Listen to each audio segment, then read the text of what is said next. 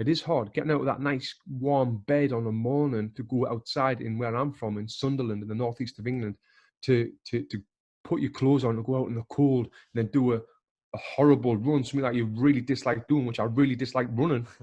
I had to do it. But if I didn't, I used to think my opponent is doing this. Because I'm competitive. My opponent is getting out of bed. He's doing this. So I've got to do it. Or if not, I'm going to get beat.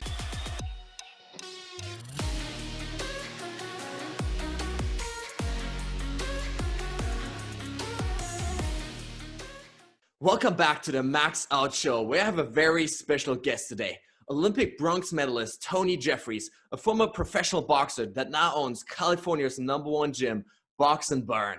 After an undefeated professional career and winning the European as well as 7 national championships, hand injuries forced Tony to retire from boxing and give up the thing that he loved most since the age of 10.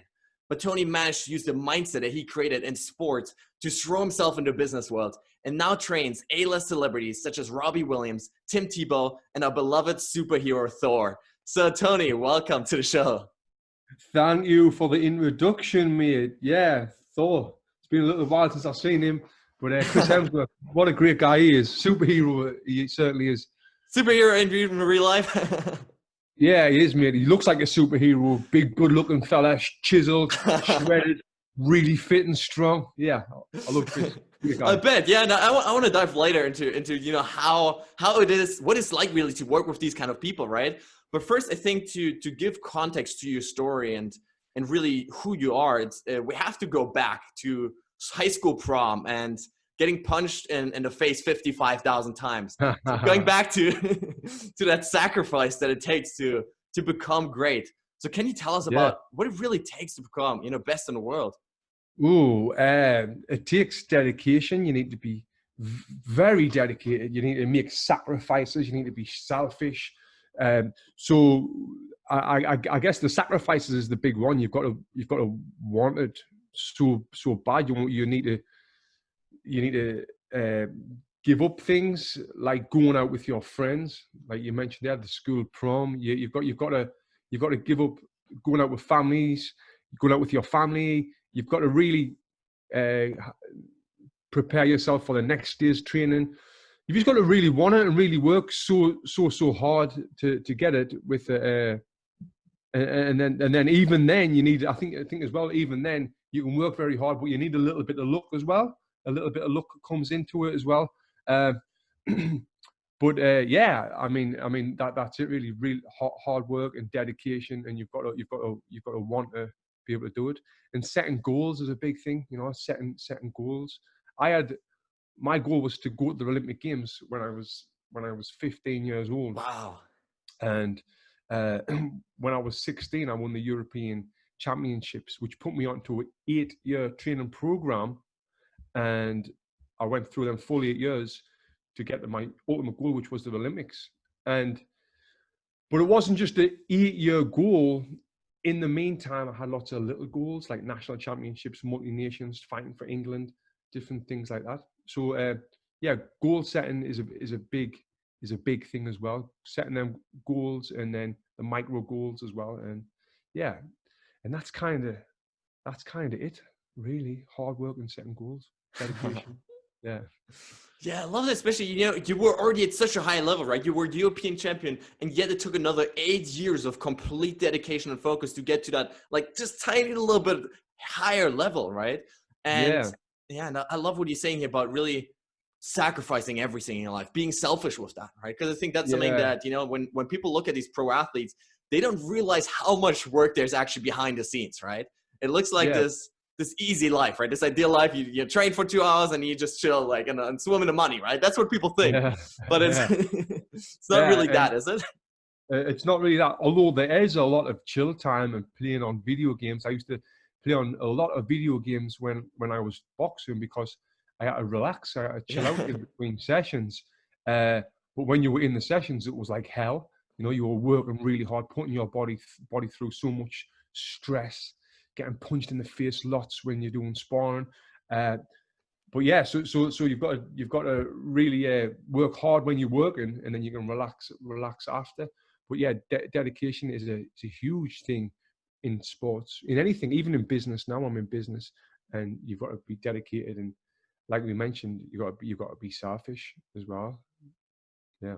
Yeah, for sure. Did you ever feel like it wasn't worth it? Like, was there ever a moment in your career where you're like, no, this is just too much, too hard.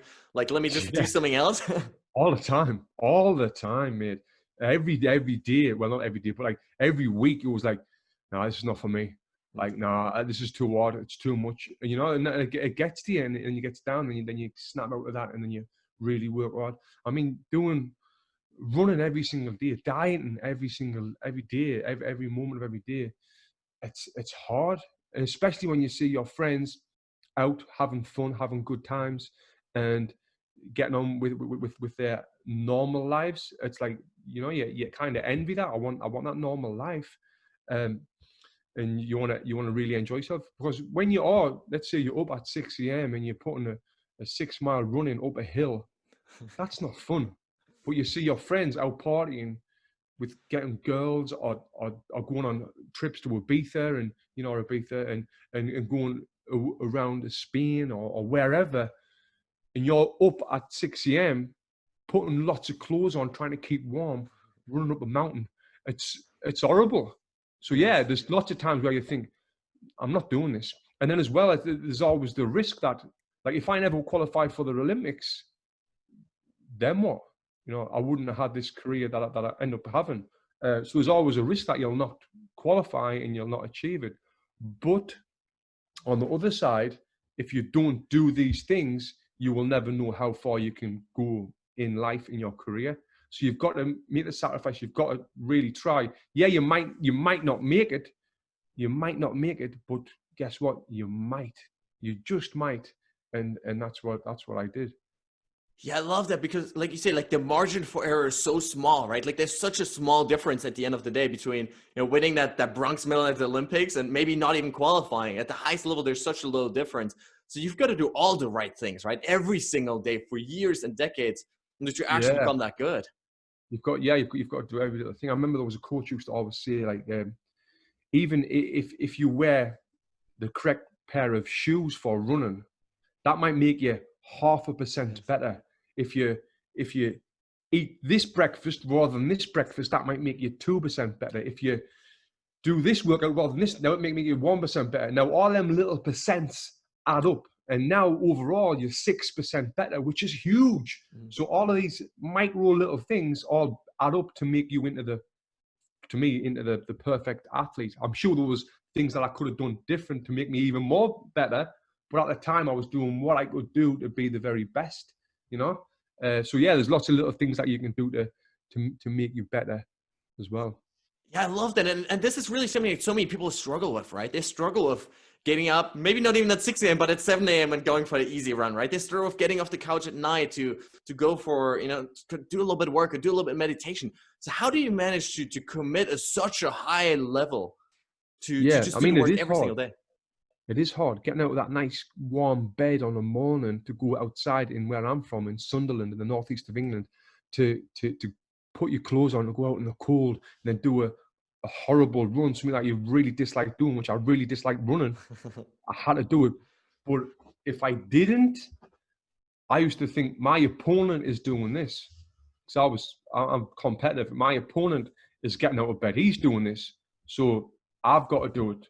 Or if not, I'm going to get beat. And I guess with boxing, compared to most other things, like, you can get hurt as well.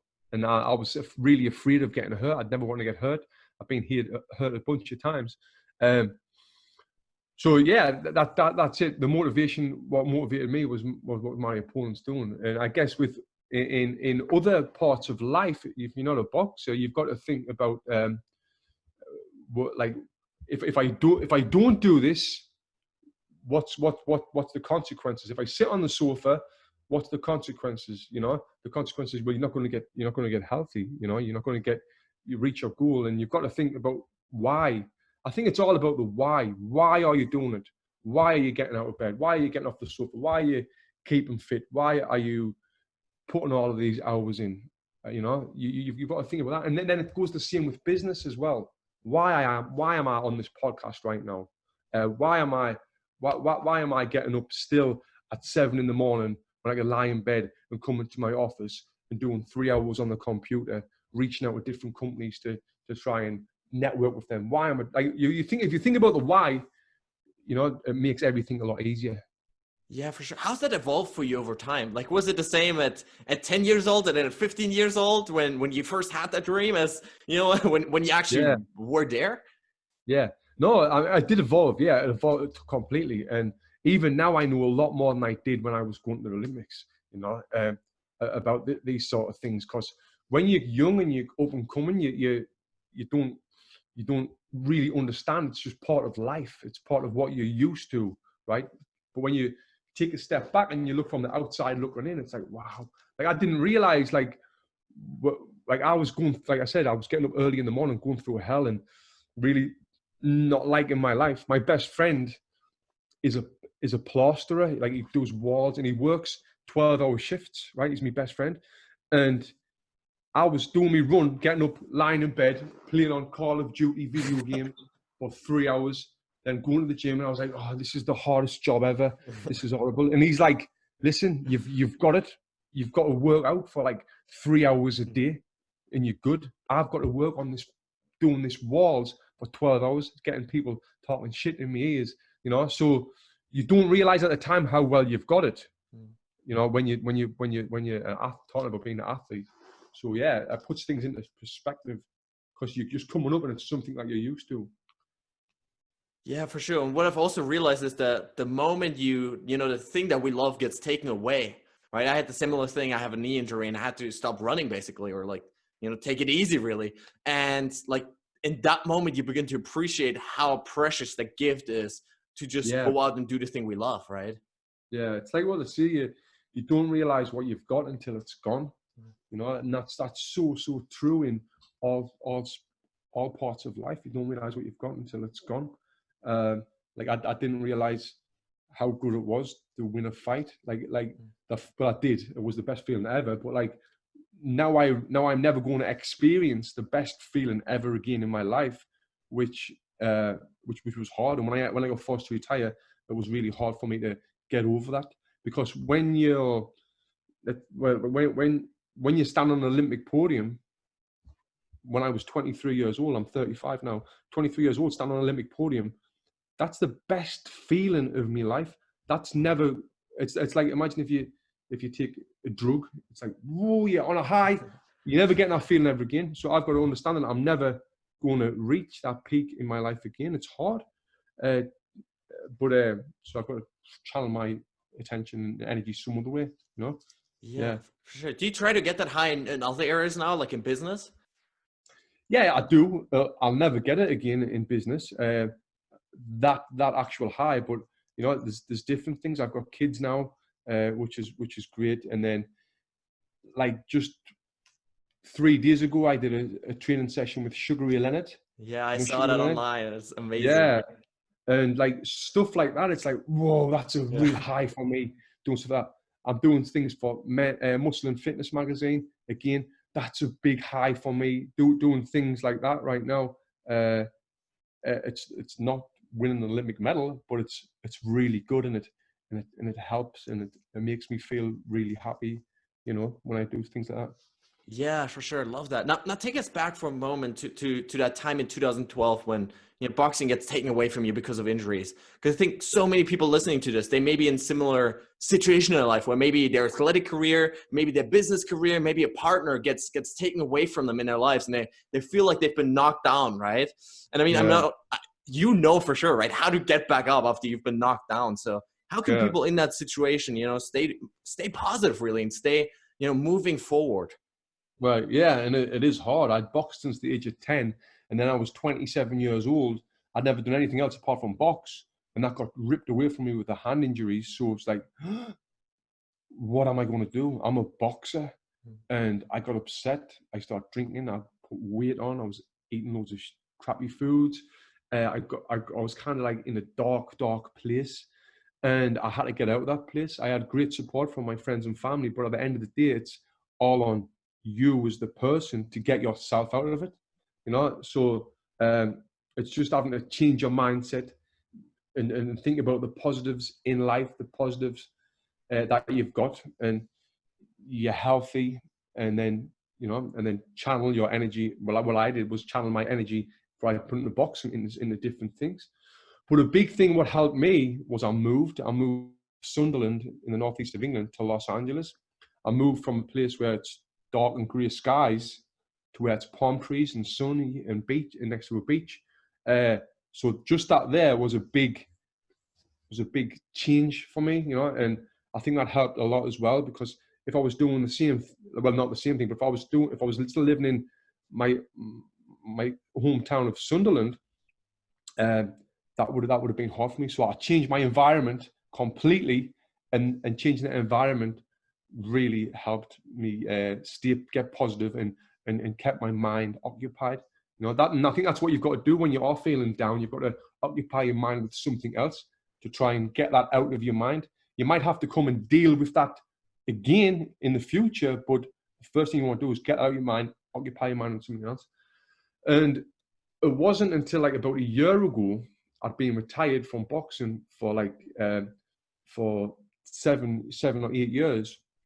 I watched one of my old fights back on it. I was on a flight, and I found one on my computer. And I'd never watched a fight back for 7 years. Yeah. And I watched the full fight, and the commentator was like, "This is the 25-year-old from Sunderland, England. He's got a huge career ahead of him. He's this, he's that, he's this." And I watched this, and I just started crying my eyes out on the airplane. I mean, uncontrollably shaking and crying. So I kind of, because I've put it out of my mind, it came back into my mind, and I started dealing with it. On a flight, I'm sitting next to some guy. I'm shaking, trying not to cry, and there's tears running down my face, watching this fight. So yeah, and then I dealt with it, and now I felt really good after that.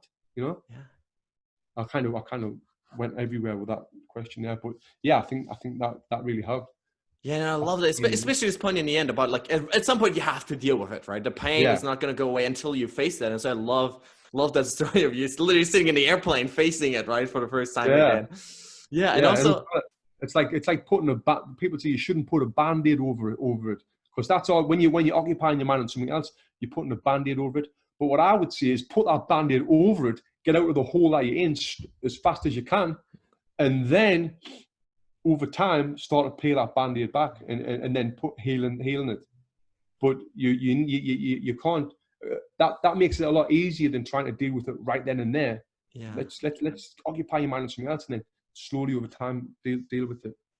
Yeah, for sure. And also this point that you made before about physically moving to a different location, right? I mean, I'm sure sunshine and beach helps, but like even without that, I found that anytime I move to a new city, new place, new country, like you can almost reinvent yourself because the people and the surroundings and the environments are completely different, right? So it's almost like you have to make up a certain part of your personality completely new, right? You have to find new people around you, new gym, new whatever it is. And so everything gets stirred up a little bit, right? Right. Yeah, big time. And when I was at home, I was well known. I was popular. Everyone asked for pictures. They knew who I was. And when I come to LA, no one knew who I was. So that was different as well. It was like, whoa, no one knows who I was. And it was good. I would sit in a restaurant and not have people staring at me. And it was good. But then, like you see, you reinvent yourself, and then you can be who you want to be, you know? So changing environments definitely help. Now, I know that's not possible for everyone to be able to do that. But if you can do it, I would highly recommend it if you're feeling down. Yeah, for sure. Now I want to shift gears here a little bit, talk about mental training, because the physical aspect, we talked about this before. You can tweak your nutrition, you can tweak your training plan, but what about the mental game? So how do you prepare for those big competitions? Yeah, the thing that helped me a lot was visualization. I would do visualization, like when I had a fight coming up, I would visualize everything about that fight, right? So talking about from leaving the house, I'd lie in bed at night, close my eyes, think about leaving the house in the car, going to the venue, getting to the venue, saying hello to people, getting my hands wrapped off my trainer, warming up, walking to the ring, the crowd cheering, getting in the ring, seeing my opponent, the first bell going, me winning the round, getting punched a few times, the second round, than me winning the fight. So I would visualize this all the time about this big event. And the reason why that's so good is when it comes to actually doing the fight, you've already done it 5 times in your mind, and your mind's like the strongest thing. So I've done it in my mind. So when it comes to the actual event, it's not as nerve-wracking. It's not as bad. Obviously, it's still nerve-wracking, but it's not as bad because you've done it. You know what to expect. So that there was the thing that helped me win an Olympic medal and helped me have success as a professional fighter after the Olympics. You know, the visualization is huge.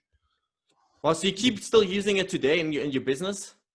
I don't. I've thought about it, but I don't. Maybe now with what's happening in the world, and I've got to pivot businesses, maybe I might start to do it. But yeah, I for boxing, for that one single event, it really helped. I guess now I do education. I teach fitness professionals how to teach boxing, and I have seminars of like 50, 60, 70 people, and I'm the person at the front. So I guess before then, I will think about it and I'll visualize it a little bit, but it's not as intense as it was with the boxing matches. Yeah, for sure. Now, we talked about Chris Hemsworth before and working with these super high level celebrity athletes, right? So you know, before you work with people like that, right? Is there certain mental preparation that you do before that? Or is it just, do you just have, you know, so many thousands of hours, you just kind of wing it like every other thing? Yeah, I mean, I just prepare. I think preparation is the most important thing. Like before I train someone, anyone, not even a high profile client, but if I ever train whoever, you know, it's preparation is key. Same as fighting, you've got to prepare for it, and then it makes it a lot easier when you come to it.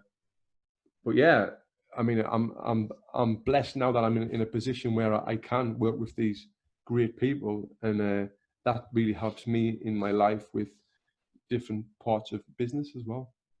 Yeah, you know what I find so interesting about you is like you succeed in these 2 areas, right? First in sports, and you get that taken away from you, and then you manage to create California's #1 gym.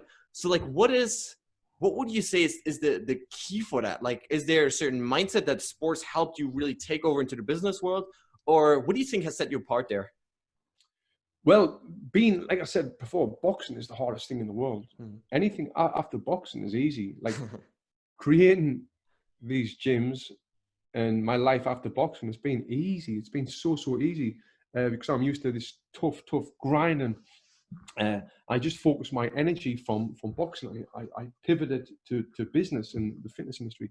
So yeah, I mean that was it. Really, it really helped. Boxing really helped me with the business, and it's continued to help now. And then as well with my success through boxing, being an Olympian, that's brought on a lot of opportunities as well. And I create opportunities too. I'm big into networking, which helps business as well.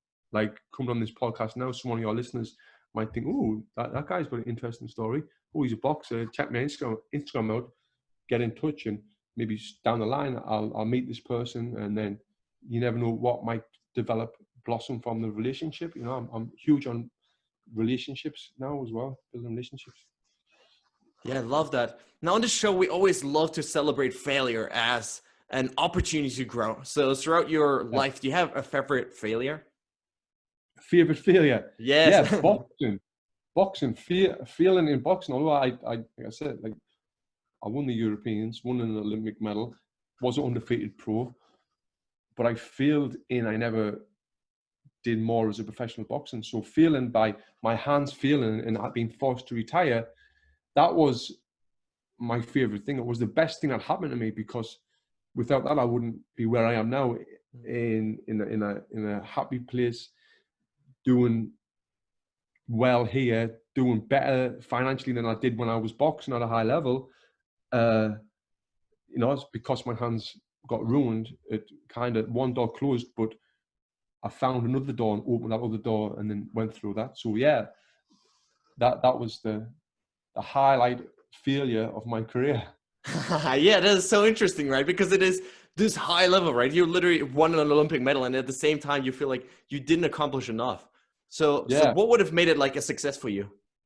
Well, if I won a gold medal in the Olympics, I won a bronze medal. If I won a gold medal in the Olympics, that would be amazing. Then if I won a British or even a world title as a professional, that would have been amazing as well. But like I say, I'm glad that I didn't. I'm glad that I didn't win. I mean, Olympic medal, gold would have been good, but I'm glad I didn't win a British title or a world title as a professional, because that would have meant I would have took thousands more punches to the head. And I don't know how sane I would have been if I took another 10,000 punches to the head. How would I? What would my mind be like now? Would I be able to run businesses? Would I be able to be a good father to my kids, or be a good husband to my wife? Would I be where I am now in life if I took another 10,000 punches to the head? Yes, I might have a British title or a world title, but what's more important? Your brain's more important, right? Your health is more important than any of that. So, yeah, I think that. Yeah, for sure. I think it's always so important to remember, right? There's certain things that aren't worth sacrificing, even if it's, the prom nights and the Friday nights and the date nights. You can sacrifice those, but you can't focus. You can't sacrifice your health and your especially your brain. Yeah, 100%, mate. Your brain and your mind is everything, and that's why I'm so happy that I retired from boxing now, and everything's happened the way it has, because of that. I've had a crazy journey. When I was 10 years old, I wasn't very good at school. I wasn't very well behaved. I used to get excluded from school. I left school when I was 16. I left school with no qualifications. Didn't do my exams, and I've learned a lot along the way. And the way my life's turned out, it's been kind of like a roller coaster. Well, not so much a roller coaster. It's kind of just went up. The roller coaster went up, and yeah, it's been great. And sometimes even now I've got to pinch myself and think, wow, look where I am, look what I'm doing, and I couldn't have went any better. Yeah, for sure. Now, before I ask my final question, where can listeners connect with you online? Instagram, just search for Tony Jeffries on Instagram. You'll find me. If you want to learn how to punch harder, punch faster, you can see my Instagram page, and I'll teach you that. This is the man to go. Yeah, lots of great content. Now, to wrap it up here, what does it mean for you to max out your life? To be happy. Happiness is the most important thing. To be happy. Health and happiness is the most important thing. I'm healthy and I'm happy right now. So right now I'm maxing out my life. I really am. I'm living it right now. I'm maxing it out, max. Yeah. Love that. Tony, thanks so much for coming on the show. Thank you for having me, mate. Appreciate it.